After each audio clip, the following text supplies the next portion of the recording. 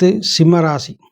சிம்மராசியை பொறுத்தவரைக்கும் ஏற்கனவே அவங்களுக்கு அஷ்டமச்சனி நடந்துட்டு இருக்குது. இதனால் கடுமையான மன உளைச்சல், எதிர்பார்ப்புக்கு மாறான சம்பவங்கள், எதிர்பாராத பொருள் நட்டம், பொருள் இழப்பு போன்றவற்றை நீங்கள் சந்திப்பீர்கள். இந்த காலகட்டத்தில் இருக்கக்கூடிய இந்த காலகட்டத்தில் உங்களுக்கு சிம்மராசியை சேர்ந்த உங்களுக்கு 12ஆம் இடத்துல குரு பயிற்சி ஆகிறது அவ்வளவு சிறப்பானதான்னு சொல்ல முடியாது. நீங்கள் உங்களுடைய ஏற்கனவே சனி உங்களுடைய 5ஆம் இடத்தை பார்த்துட்டு இருக்கிற காரணத்தினால நீங்கள் எதிர்பார்த்தது மாதிரியான சில சம்பவங்கள் நடக்காமல் வேறு மாதிரியான சம்பவங்கள் நடக்கிறதுக்கான வாய்ப்புகள் உண்டு. குழந்தைகளால் வீண் செலவுகள், விரயம் ஏற்படுறதுக்கான வாய்ப்பு உண்டு. காதல் மற்றும் இளம் தம்பதிகளிடையே காதல் வசப்பட்டவர்கள் காதல் தோல்வி அடையக்கூடிய சந்தர்ப்பங்கள் ஏற்படும். எனவே இந்த காலகட்டத்தில் லவ் அஃபேருக்கெல்லாம் போகாமல் இருக்கிறது நல்லது. ப்ரப்போசல் வந்தால் அதை வேண்டாம்னு நிராகரிக்கிறதா ரொம்ப புத்திசாலித்தனம். இந்த காலகட்டத்தில் உங்களுடைய லவ் ப்ரப்போஸ் பண்ணுறவங்க அவ்வளோ நல்லவங்களாக இருக்க மாட்டாங்க. அது இந்த காதல் நீடிக்காத போகிறதுக்குமான வாய்ப்புகள் உண்டு.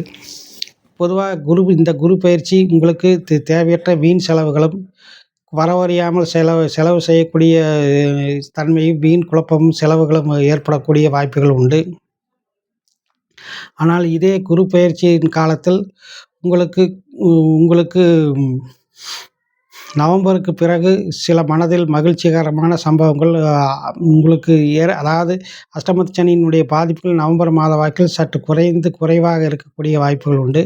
பண மகிழ்ச்சி, சந்தோஷம், குடும்பத்தில் மகிழ்ச்சியான நிகழ்வுகள் வரக்கூடிய வாய்ப்பு உண்டு. பொதுவாக இந்த குரு பயிற்சி ஒரு மிதமான பலன்களை தரக்கூடிய ஒரு தன்மையில்தான் இந்த குரு பயிற்சி இருக்குது.